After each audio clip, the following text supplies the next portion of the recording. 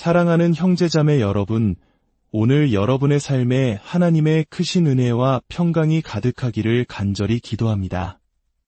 지금부터 우리가 함께 나눌 이 이야기가 여러분의 마음에 깊은 울림을 주고 삶의 방향을 되새기는 귀한 계기가 되기를 소망합니다. 만약 이 말씀을 통해 얻는 깨달음을 더 많은 이들과 함께 나누고 싶으시다면 구독과 좋아요를 눌러 이 채널을 축복해 주십시오. 여러분의 작은 손길 하나가 어둠 속에 있는 누군가에게는 희망의 빛이 될 수 있습니다. 저는 고등학교 졸업장도 없이 검정고시에 합격했을 때 세상을 다 가진 것만 같았습니다. 마침내 제가 해낸 겁니다. 아버지가 하지 못하셨던 일, 할아버지가 이루지 못하셨던 일을 제가 해냈습니다. 검정고시 합격. 그것만으로 저는 세상의 정상에 오른 기분이었습니다. 그 기쁨을 안고 오크우드 대학에 입학했습니다. 하지만 얼마 지나지 않아 저는 학사 경고로 퇴학을 당했습니다. 그런데 이상하게도 그 사실이 저를 조금도 괴롭히지 않았습니다. 왜였을까요? 저는 저희 집안에서 처음으로 대학에 발을 들인 사람이었기 때문입니다. 비록 쫓겨났지만 저는 대학 강의실에 앉아보았고 캠퍼스의 공기를 마셨으며 그 경험 자체를 해본 최초의 인물이었습니다. 그 당시 저희 가족 중에는 대학을 졸업한 사람이 아무도 없었기에 퇴학이라는 사실이 제게는 그리 심각하게 다가오지 않았습니다. 오히려 내가 바로 그 길을 처음 연 사람이라는 사실에 혼자 들떠 있었죠. 그래, 나는 대학 강의실이 어떤 곳인지 알아. 시험도 쳐봤고 학생 식당에서 밥도 먹어봤고 기숙사에서 잠도 자봤잖아. 저는 그 경험만으로도 충분히 만족했습니다. 그런데 정말 놀라운 일이 일어났습니다. 제가 이 작은 성취에 만족하고 있을 때 하나님께서는 제가 보지 못하는 훨씬 더 큰 그림을 보고 계셨습니다. 주님께서는 제게 이렇게 말씀하셨습니다. 아들아, 너는 단지 학교로 돌아가는 것에서 그치지 않을 것이다. 너는 박사 학위까지 받게 될 것이다. 지금 너는 상상조차 하지 못하겠지만 말이다. 내가 너에게 4년제 학사 학위와 석사 학위, 그리고 박사 학위를 통해 하려는 일은 단지 학문을 가르치는 것이 아니다. 그것은 너를 과정 속으로 이끌기 위함이다. 나는 내가 그 과정을 통해 단련되기를 원한다. 그러니 너는 매일 새벽 3시에 일어나 기도해야 한다. 이것은 단순히 기도를 위한 기도가 아니다. 나는 내가 그 과정 자체에 완전히 몰입하고 그 과정을 사랑하게 되기를 원한다. 여러분, 우리 중 많은 사람들이 왜 하나님께서 예비하신 그 놀라운 목적지에 결코 도달하지 못하는지 아십니까? 왜 우리가 진정으로 원하는 삶, 그 진정한 성취감을 맛보지 못하는 걸까요? 바로 이 과정을 건너뛰려고 하기 때문입니다. 제가 분명히 말씀드리지만 저는 돈을 가져봤습니다. 세상은 돈이 전부인 것처럼 우리를 속이지만 속지 마십시오. 돈을 쫓는 이들에게 약속하건대 여러분은 그 모든 것을 손에 쥐고도 여전히 불행할 수 있습니다. 진정한 행복은 거기에 있지 않습니다. 제가 검정고시에 합격하고 세상 꼭대기에 올랐다고 생각했을 때 하나님은 말씀하셨습니다. 아들아, 너는 내가 너를 통해 이 세상을 어떻게 변화시킬지 전혀 알지 못하는구나. 너는 상상조차 할 수 없다. 그렇습니다. 그 꿈은 너무나 크고 너무나 깊어서 17살, 21살, 심지어 30살의 저로서는 도저히 이해할 수 없는 것이었습니다. 그래서 하나님께서는 저를 다시 학교라는 과정 속에 집어넣으신 겁니다. 그 과정을 통해 저를 단련시키고 준비시키기 위해서였습니다. 과정이 시작되기 전까지는 아무것도 일어나지 않기 때문입니다. 오늘날 우리가 보는 한 유명한 미식 축구 선수가 있습니다. 그의 성공은 7살 때부터 시작된 기나긴 과정의 결과물이었습니다. 여러분이 꿈에 가까워지지 못하는 이유는 여러분의 과정이 아직 시작되지 않았기 때문입니다. 여러분은 매일 아침 눈을 뜨자마자 돈을 쫓습니다.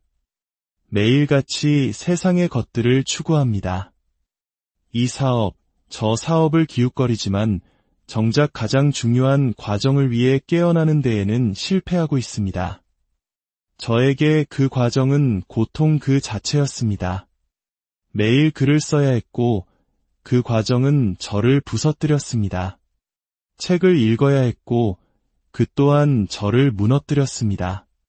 읽는 것이 너무나 서툴러서 한 번은 아내가 제 책 읽는 소리를 듣고는 여보, 듣기 힘들어 죽겠네 라고 말할 정도였습니다.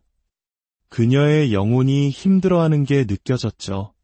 하지만 저는 괜찮다고 말하며 계속 읽었습니다. 왜냐하면 그것이 제게 주어진 과정이었기 때문입니다. 그렇게 학교에서 불편하고 힘든 시간을 보낼 때 하나님은 제게 말씀하셨습니다. 아들아, 불편한 것이 당연하다. 괜찮다. 이것이 바로 과정의 일부다. 나는 지금 너를 갈고 닦고 불필요한 것들을 벗겨내고 너를 새롭게 빚고 있다. 그리하여 마침내 내가 세상에서 가장 영향력 있는 사람이 되었을 때 내가 너를 다시 깎아낼 필요가 없도록 말이다. 나는 이미 너를 단련시켰기 때문이다. 여러분 중 많은 이들의 삶에서 이 벗겨내는 과정이 일어나지 않는 이유는 여러분이 꿈이 아니라 돈을 쫓고 있기 때문입니다. 여러분은 진정으로 그 꿈을 위한 삶을 살고 있지 않습니다. 하나님께서 여러분의 삶에서 불필요한 것들을 벗겨내기 시작하실 때 여러분은 도망칩니다. 그분께서 여러분의 삶을 가지치기 시작하실 때 여러분은 불평합니다. 저는 이렇게 항변했습니다. 하나님, 저를 가지치기 하신다고요? 저는 검정고시도 땄습니다. 이제 길거리 인생도 청산했습니다. 결혼도 했고 다시 학교에도 다니고 있습니다. 더 이상 어두운 동네에 살지도 않습니다. 당신이 하라고 하신 대로 다 하고 있잖아요. 그런데 왜 저를 가지치게 하십니까? 그러자 주님께서 대답하셨습니다. 바로 그렇기 때문에 내가 너를 가지치게 하는 것이다. 나는 열매 맺지 않는 나무는 가지치게 하지 않는다. 나는 더 많은, 더 풍성한 열매를 맺게 하기 위해 이미 열매를 맺고 있는 가지를 치는 것이다. 나는 너에게서 더 많은 것을 얻기 원하기 때문이다. 너는 고작 4년제 학위에서 멈추고 싶어 하지만 아들아, 너는 전혀 모르고 있구나. 이 모든 것은 너를 위한 것이 아니다. 너는 이기적이구나. 이것은 너와 아무 상관이 없다. 나는 나의 목적과 나의 뜻을 이루기 위해 너를 사용하는 것뿐이다. 그리고 우리는 아직 벗겨내야 할 것들이 아주 많이 남아있다. 그러니 첫째, 여러분의 그 거창한 꿈은 잠시 내려놓으십시오. 그건 여러분의 소관이 아닙니다. 여러분이 얼마나 오래 살지, 1년 뒤, 2년 뒤에 어떤 상태일지 아무도 모릅니다. 꿈은 여러분의 일이 아닙니다. 하지만 과정은 여러분의 일입니다.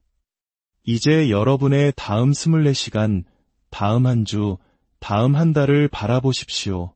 그리고 매일 아침 눈을 뜰 때마다 여러분만의 과정을 가지십시오. 한때 최고의 미식축구 유망주였던 선수가 있었습니다.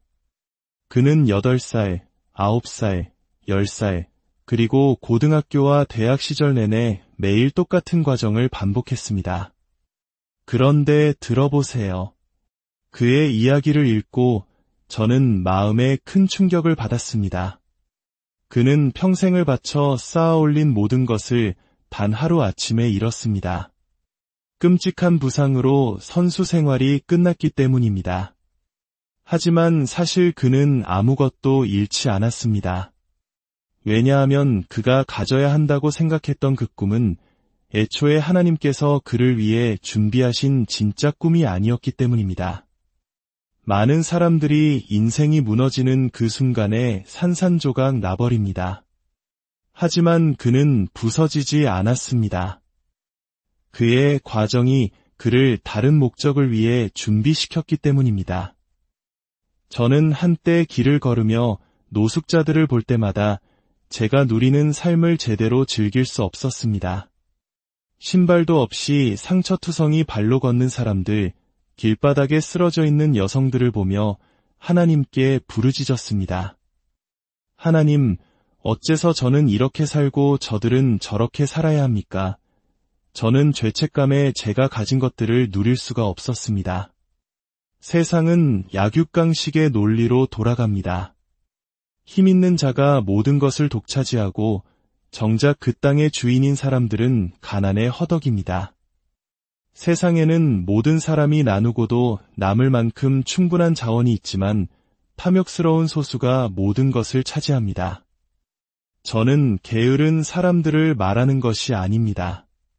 제 어머니처럼 선량한 사람들을 말하는 겁니다.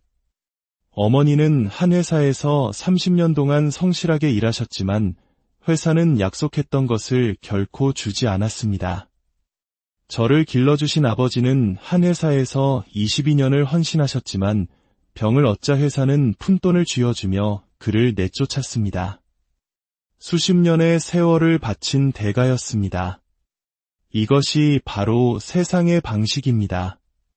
제가 오늘 이 자리에 서 있는 이유는 바로 여러분 같은 선한 사람들 때문입니다. 여러분은 올바른 일을 하고 성실하게 살아가지만 마땅히 누려야 할 삶을 살지 못하고 있습니다. 그러니 오늘 이 시간이 끝나기 전에 종이에 적어보십시오. 나는 더 이상 이렇게 살 수 없다. 이 부분에서는 반드시 변화해야 한다. 부디 교만한 마음으로 여러분이 잘하고 있는 것들, 성공하고 있는 것들을 적지 마십시오. 우리가 이미 알고 있는 것들입니다. 대신 여러분이 실패하고 있는 것, 여러분의 약점을 적어보십시오. 얼마 전 한 유명한 프로 농구 선수가 제게 전화를 걸어왔습니다. 저는 그에게 깊은 감명을 받았습니다. 그는 최고의 리그에 있으면서 모든 것을 가진 척 위장할 수도 있었지만 그는 솔직하게 말했습니다. 목사님, 도움이 필요합니다. 저는 그를 도울 것입니다. 하지만 아마 저에게 전화해야 할 더 많은 사람들이 교만한 마음 때문에 나는 최고의 리그에 있잖아라며 도움을 청하지 못하고 있을 겁니다. 제가 한 농구팀에 가서 물었습니다. 솔직하게 말해보세요. 이 자리에 몸은 있지만 마음은 떠나 있는 사람이 몇 명이나 됩니까? 그들은 무슨 의미냐고 되물었습니다. 저는 말했습니다. 여러분은 평생 이 리그에 들어오는 것을 꿈꿔왔습니다. 어머니께 집을 사드리는 것이 유일한 목표였죠. 그리고 여러분은 그 꿈을 이뤘습니다. 이제 더 이상 뛸 이유가 없는 사람이 얼마나 됩니까? 그러자 40에서 50%의 선수들이 손을 들었습니다. 그들은 이렇게 고백했습니다. 저는 예전처럼 연습하지 않아요. 리그에 들어오기 위해 쏟았던 에너지보다 지금 리그에 머물기 위해 쏟는 에너지가 훨씬 적습니다. 여러분은 TV에서 그들을 보며 성공했다고 생각하지만 그들은 성공한 것이 아닙니다. 그들은 더 이상 살아갈 이유를 잃어버렸습니다.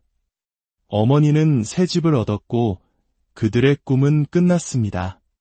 그들은 이제 오직 타고난 재능에만 의지해 경기를 뛸 뿐입니다. 그리고 그들보다 더 재능 있는 젊은 선수가 나타나는 순간 그들은 리그에서 사라질 것입니다. 그러나 어떤 위대한 선수들은 다릅니다. 그에게 농구는 우승 반지가 전부가 아닙니다. 그보다 훨씬 더 위대한 무엇인가를 위해 뛰고 있기 때문입니다. 여러분 중 일부의 문제는 바로 이것입니다. 여러분은 이미 재능의 최대치에 도달했고 더 나아갈 동력을 잃어버렸습니다. 자, 이제 종이에 여러분이 원하는 것, 필요한 것을 적어보십시오. 그리고 여러분이 적은 그 꿈과 목표들을 잠시 옆으로 치워두십시오.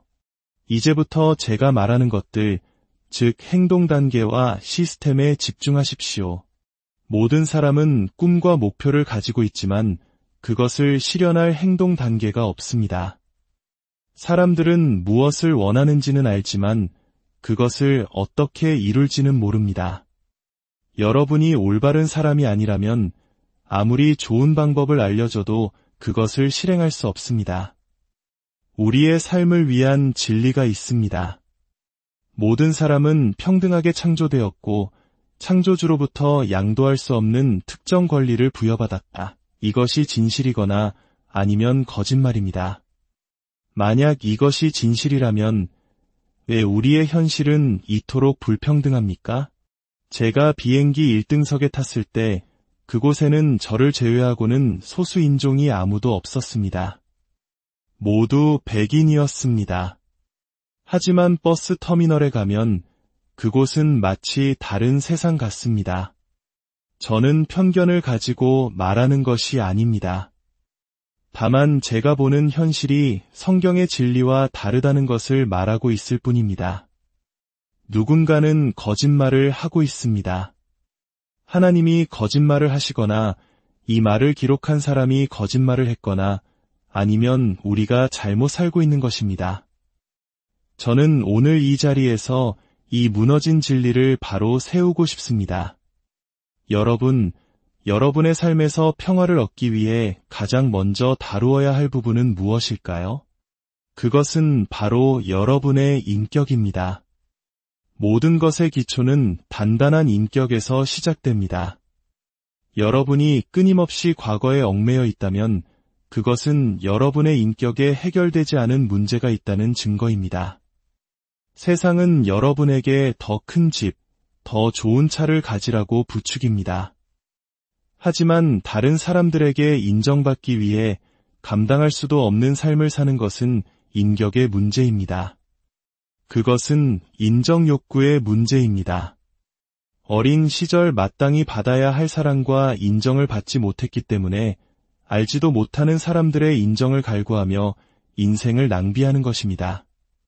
돈을 얼마나 버는지는 중요하지 않습니다. 여러분의 인격이 바로 서지 않으면 그 돈은 다른 사람들의 인정을 사는데 모두 흩어져 버릴 것입니다. 두 번째는 가치를 더하는 삶입니다. 이기적인 사람은 결코 풍요로운 삶을 살 수 없습니다. 이기심은 오직 자기 자신만을 돌보는 마음입니다. 부모가 나는 내 자식이 내가 겪었던 고통을 겪지 않게 하겠다라고 말할 때 그것은 선한 마음처럼 보이지만 사실은 이기심의 발로일 수 있습니다. 왜냐하면 여러분은 여러분의 과거와 상처에 집중하고 있기 때문입니다. 여러분의 자녀는 여러분이 아닙니다. 그들은 여러분이 겪었던 것과 똑같은 것을 겪을 수 없습니다. 여러분이 그들 곁에 있기 때문입니다. 여러분이 자녀를 온실 속 화초처럼 키우면서 그들이 강하고 투지 넘치는 사람이 되기를 바라는 것은 모순입니다. 싸울 기회조차 주지 않고 어떻게 싸우는 법을 배우게 하겠습니까? 이기적인 마음에서 비롯된 행동은 결코 풍성한 열매를 맺지 못하며 하나님의 축복을 받을 수 없습니다. 사랑하는 여러분, 제가 여러분을 잘못된 길로 인도하지 않는 이유는 저는 단기적인 이익이 아니라 여러분과의 영원한 관계를 쌓고 싶기 때문입니다. 오늘 여러분의 삶을 돌아보십시오. 기초가 되는 인격을 바로 세우고 받기보다 더 많은 가치를 주는 삶을 사십시오. 이기적인 마음을 버리고 여러분의 과거가 아닌 여러분과 다음 세대의 미래에 집중하십시오. 하나님께서 여러분을 연단하시는 과정을 신뢰하십시오. 고통스럽고 불편하더라도 그 과정이 여러분을 더 위대한 열매를 맺는 사람으로 빚어가고 있음을 믿으십시오. 오늘 여러분이 적어내려갈 그 약점들이 하나님의 손에 들렸을 때 가장 위대한 강점으로 변화될 것을 믿습니다. 여러분 모두에게 주님의 이름으로 축복과